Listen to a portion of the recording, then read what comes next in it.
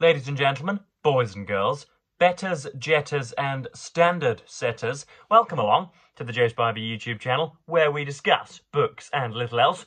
And the first thing, of course, I must announce through gritted teeth is that the mighty Red and Whites, the Hull Kingston Rovers, were defeated in the Betfred Super League Grand Final on Saturday evening by the impenetrable Wigan Warriors defence.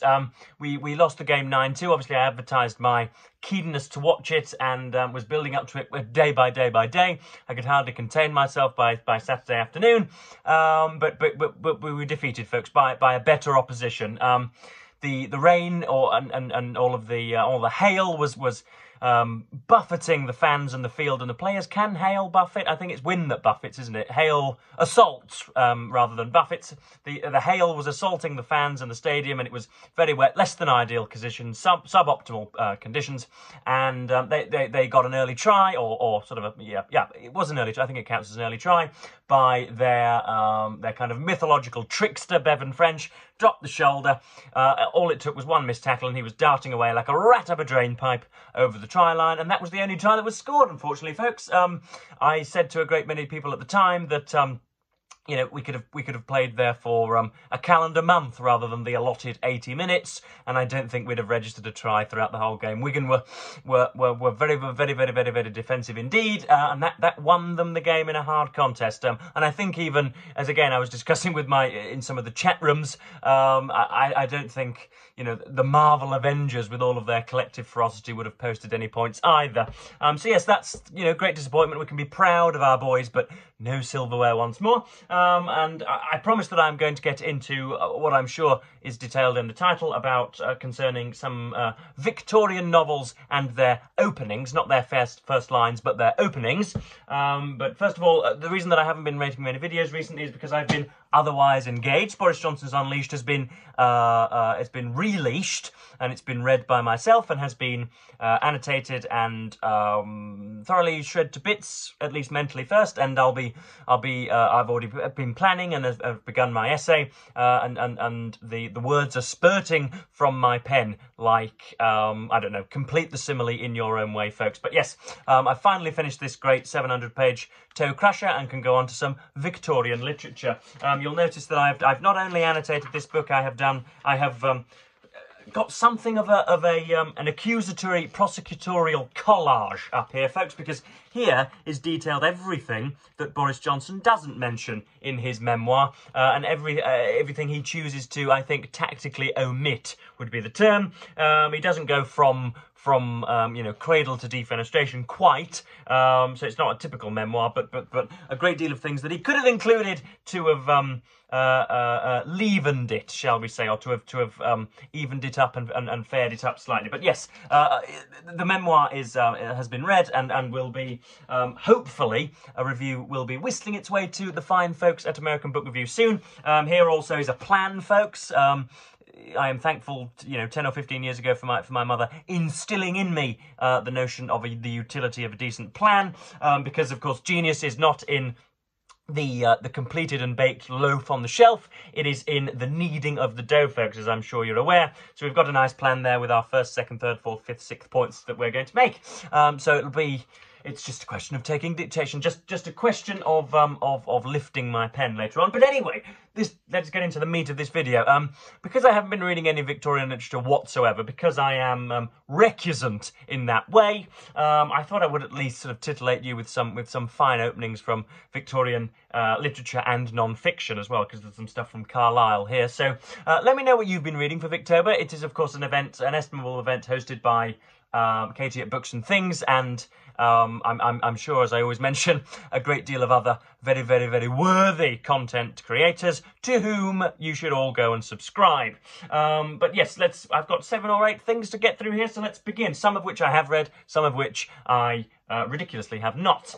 First up, we have George Eliot's Silas Man. This is the tale, as I'm sure, as the front cover denotes. A small weaver, the Weaver of Raveloe is the subtitle, a small, spindly, hermitic gentleman that does very little but spin, as I'm sure you're aware, but comes into contact and is all of a sudden the subject of almost sort of scurrilous gossip in the local village of Raveloe. But we have George Eliot's introduction here. A quick note, Victorian fiction, modern fiction anyway, tends to sort of presume that you are interested before ever turning the first page, whereas Victorian literature does an awful lot to cultivate that interest. Usually it goes one of two ways. I know that's a sort of fickle dichotomy to say that there are only two types of something, but indeed Victorian literature usually goes for something of a kind of panoramic celebration of all that's around, something very naturalistic, so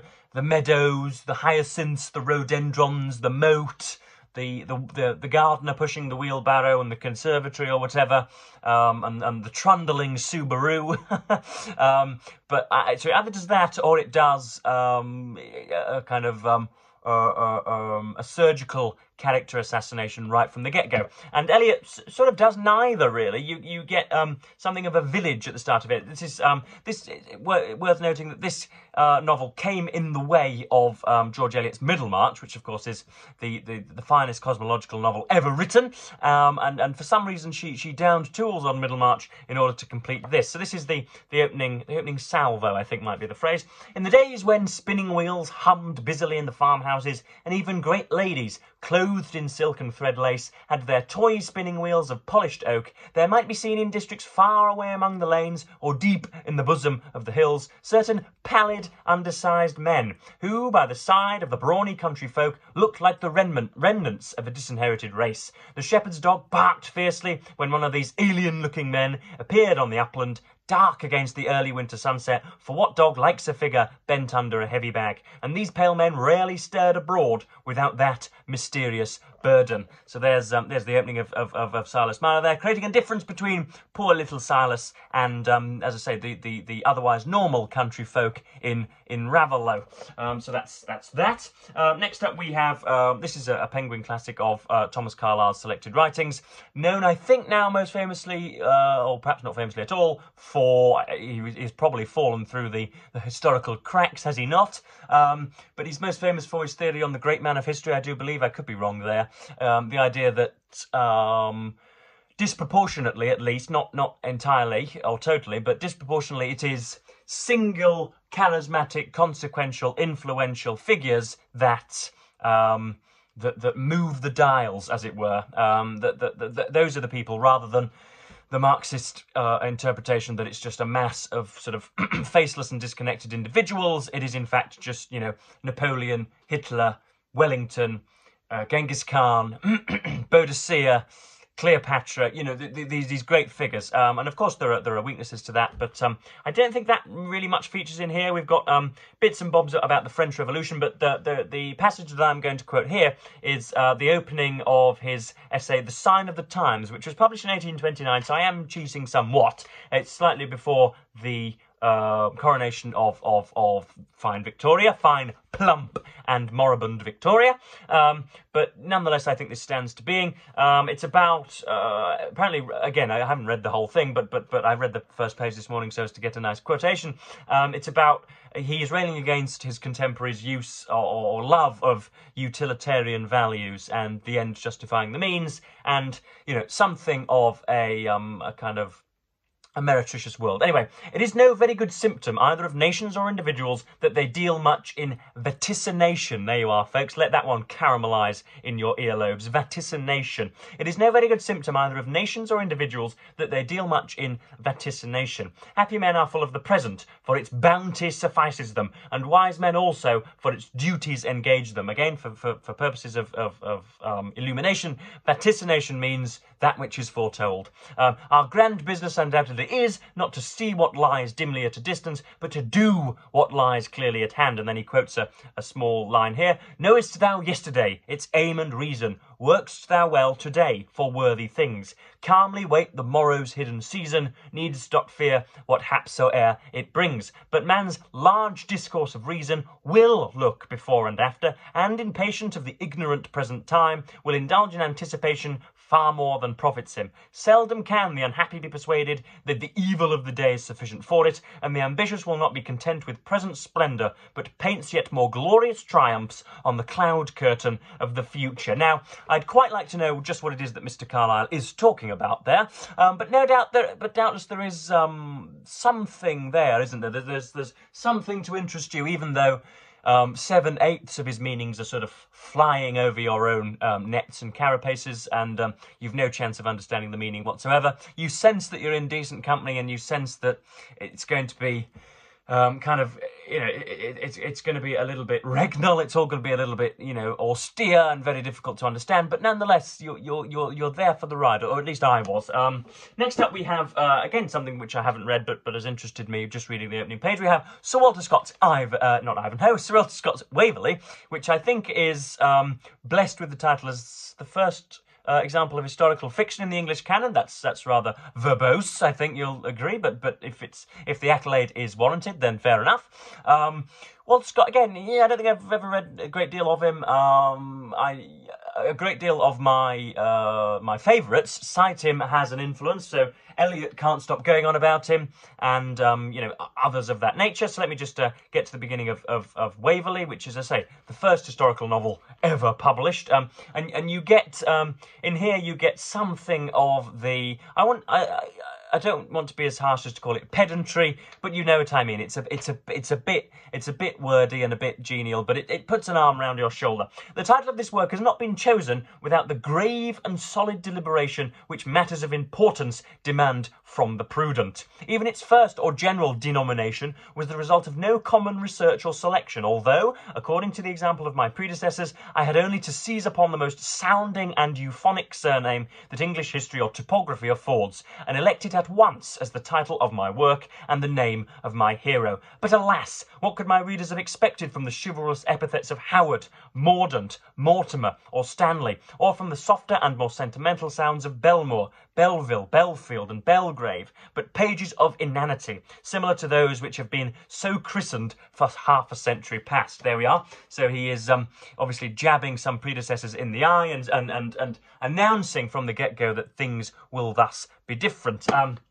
So yeah, we've got 3 done so far, and then we've got next up we have Anthony Trollope's The Way We Live Now. This is absolutely one of my favourite events. Probably, again, one of those strange and unbelievable hypotheticals whereby I am stranded on a desert island with nothing but the local circuit of females to satisfy me, or words to that effect. I think it would be Trollope's The Way We Live Now that I'd be taking if I could only take, in an act of weird self-abnegation, if I could only read one Trollope novel for the rest of my very many days, it would probably be The Way We Live Now. And Trollope just goes straight into it, and again invites us round the fireside, pulls up his finest armchair, serves as his finest wine, and duly invites us to consider his tale spinning. Let the reader be introduced to Lady Carberry, upon whose character and doings much will depend of whatever interest these pages may have, as she sits at her writing table in her own room, in her own house in Wedlock Street. You see the present tense there, as if we are indeed peeking through, the bathroom tiles. Lady Carberry spent many hours at her, or a fly on the wall. Lady Carberry spent many hours at her desk and wrote many letters, wrote also very much beside letters. She spoke of herself in these days as a woman devoted to literature, always spelling the word with a big L. Something of the nature of her devotion may be learned by the perusal of 3 letters, which on this morning she had written with a quickly running hand. Lady Carberry was rapid in everything, and in nothing more rapid than in the writing of letters. Here is letter number 1. And the more you go through this novel, you realise the falsity of what Trollope has just said. Very little depends on Miss Carberry throughout here. It's all about her what should we say, her lazy and kind of otherwise ungainly son Felix. And next up we have William Thackeray's Vanity Fair, whose opening section is so arresting that I think I will hereby certify that I'll probably be reading this in Victober at some point. So yeah, we have the opening of Vanity Fair to get through. The first chapter is called Chiswick Mall. Again, I should have said this earlier, I was going to superimpose these fine sections on here with the benefits of marvellous, technology, modern technology, but I'm sure that you will be so taken and so very ensorcelled by my own physiognomy reading off the words that you won't need the printed words on the page to correspond. So this is the opening of Vanity Fair. Does something of the panoramic scene setting that I described earlier. While the present century was in its teens, and on one shiny morning in June, there drove up to the great iron gate of Miss Pinkerton's Academy for Young Ladies on Chiswick Ball a large family coach with 2 fat horses in blazing harness, driven by a fat coachman in a 3-cornered hat and wig at the rate of 4 miles an hour. A black servant who reposed on the box beside the fat coachman uncurled his bandy legs as soon as the equipage drew up opposite Miss Pinkerton's shining brass plate, and as he pulled the bell, at least a score of young heads were seen peering out of the narrow windows of the stately old brick house. Nay, the acute observer might have recognised the little red nose of good-natured Miss Jemima Pinkerton herself, rising over some geranium pots in the window of that lady's own drawing room. Again, absolutely peerless and fantastic, and something which should... Of course it's not peerless, Joe. There are very many peers, but you know what I mean. It is distinctive. If somebody were to write like that today, they would either be sort of pilloried in the street or raised as the literary star of their generation. Who knows? But yes, that's Vanity Fair. Penultimately, we have Charles Dickens' A Tale of Two Cities. Again, something which I am probably going to get round to in the next fortnight, and something I have read before, but not when I was as receptive as I am today, and nor as bookish or as keen on literature as I am today. So I'm looking forward to going to it again. For example, there are no annotations whatsoever in here, which obviously wouldn't occur in 2024. So yes, this is, I think, again something of historical fiction by Dickens about the French Revolution. He consulted much of Carlyle's book in order to write this thing, and this is a very, very, very famous opening section, and is, I think, I'm going to put it as an example of Dickens's fatuity, or at least his just lack of adventure here. This is, I do not think, though it is famous for its inward contradictions, I really don't think this paragraph or passage cuts much mustard, as the phrase goes. It was the best of times, it was the worst of times. It was the age of wisdom, it was the age of foolishness. It was the epoch of belief, it was the epoch of incredulity. Just kindly delineate what the difference is between age and epoch. I think that is, in modern parlance, elegant variation there from Charles, but we'll run over that. It was the season of light, it was the season of darkness, it was the spring of hope, and it was the winter of despair. We had everything before us, we had nothing before us.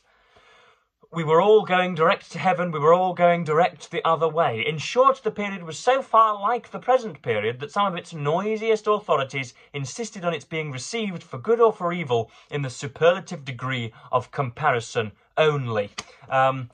That's rubbish, folks, simply put. That is complete rubbish, but I'm sure the novel gets much better further on. And then finally we have, again, something that I have not read, but something whose first page excited me. We have Wilkie Collins' The Woman in White, who Dickens took under his wing and I think poisoned with much of his own literary grandeur. So that this is the story begun by Walter Hartwright of Clement's Inn, teaching of drawing. This is the story of what a woman's patience can endure and what a man's resolution can achieve. If the machinery of the law could be depended upon to fathom every case of suspicion and to conduct every process of inquiry with moderate assistance only from the lubricating influences of oil, of gold, the events which fill these pages might have claimed their share of the public attention in a court of justice. But the law is still, in certain inevitable cases, the pre-engaged servant of the long purse, and the story is left to be told for the first time in this place. As the judge might once have heard it, so the reader shall hear it now. No circumstance of importance from the beginning to the end of the disclosure shall be related on hearsay evidence. When the writer of these introductory lines, Walter Hartwright by name, happens to be more closely connected than others with the incidents to be recorded, he will describe them in his own person. So that's, yeah, Wilkie Collins, the start of The Woman in White. So, yeah, I thought I'd better contribute to the Victober spiel, because I have been, as I say, I've been reneging on promises and I've not been doing my my duty throughout this month because, as I say, I've been otherwise engaged. But yeah, please let me know which Victorian novels you think start out in a finer way. I like to give you know, something of a spectrum of genius and of idiocy in there, and yeah, hopefully some of them touched you, and hopefully maybe some of them hopefully I've bobbed a few books above your surface, and you might read them for Victober. I know there are very many prompts, including people that mess about with narrative and books that focus on religion. I, of course, as a vassal state of BookTube, will not be adhering to such divinely inspired ruling, but I'll try my best. So yes, I am done babbling for once, folks, and I'm going to go and brew the kettle and decoct myself a coffee and continue skewering poor Mr. Boris Johnson. So yes, I am, as ever, going to announce that I'm back after 3 or 4 days, you know, sort of behind the scenes, and I am, as ever, going to say thank you ever so much for watching BookTube, and say goodbye.